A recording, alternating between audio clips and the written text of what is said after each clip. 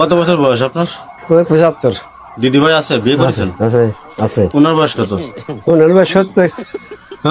আপনার নাম কি? সুশান্ত। এই গ্রামের নাম কি? গলগলিয়া। গলগলিয়া। আমরা যে জন্য আইছি, আপনার মতো বয়সী একদম 75 বছর বয়সী আমার এক দাদু ছিল, মারা গেছে এখন।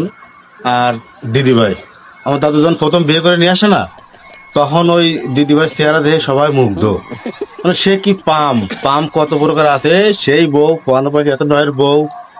এই শুনতে শুনতে গর্বে বুকটা ফাইটে আমার দাদু মারা গেছে, বুঝছেন? এই গর্বে বুকটা ফাইটে আমার দাদু মারা গেছে।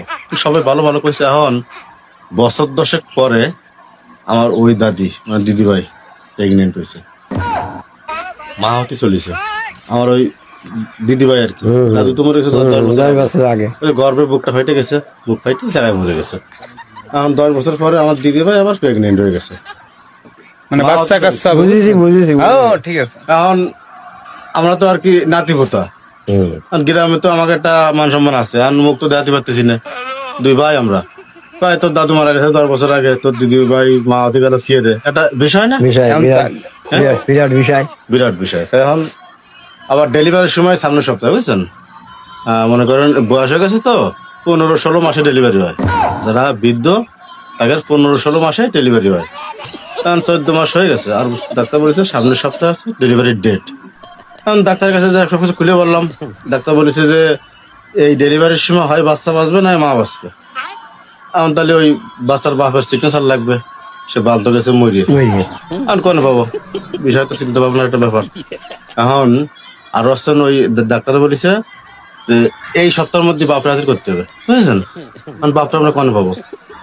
এখন ডাক্তার সবকিছু খুলে বললাম, খুলে বলার পরে বললো কি, তাহলে তো এই যে পেটে যে সন্তানটা আছে তো লিগাল না, আনলিগাল। গর্ব করতে করতে হয়ে গেছে গর্ভবতী, বুঝেছেন? কারণ আপনি মনে করেন আমার দিদির সাথে একদিন দেখা হয়েছে, মুলাকাত করেছেন সেইভাবে, বুঝছেন? এখন ডাক্তার তো বাপ ছাড়া ডেলিভারি করাবে না। এখন আপনার কাছে আমি একটু অনুরোধ করবো কি, দাদু ভাই ডেলিভারির সময় আপনি একটু যাবেন আমাদের সাথে। ওই যে অবৈধ যে সন্তানটা, বুঝেছেন, ওর পিতৃ পরিচয় দেবো পারছেন আপনারা দিয়ে, মানে আপনি হবেন ওই বাচ্চাটার বাবা হিসেবে। মানে আমার দাদু তখন নাই, কারণ আপনি বলবেন ওই বাচ্চাটা আমার। আমি একদিন রাত্রি আইছিলাম, আইসেই ওর দিদিবার সাথে কাজ হয়ে গেছে, বুঝছেন? এখন পুলিশে আপনারা ধরবে, গুতো টুতো দেবে, সেটা সামলাবো না আমরা। মাইর ধর আপনার ছাড়ানোর টাকা পয়সা আমাদের। আপনি খালি ওই যে বাচ্চাটা, অবৈধ বাচ্চাটা, ওইদের পিতৃ পরিচয় দেবেন। কি করবেন?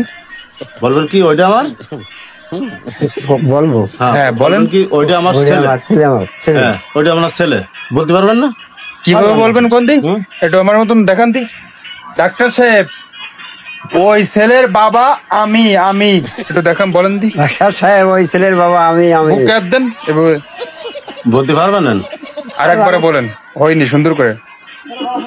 ডাক্তার সাহেব, ওই ছেলের বাবা আমি, ওই বাচ্চার বাবা আমি। এইটুকু তো পারবেন না? পারবেন না তো কি? হাসপাতালে না, আমি যাচ্ছি পারবো না। তারপরে এত সময় আমি যাচ্ছি পারবো না। আমি কলেজ যাবো।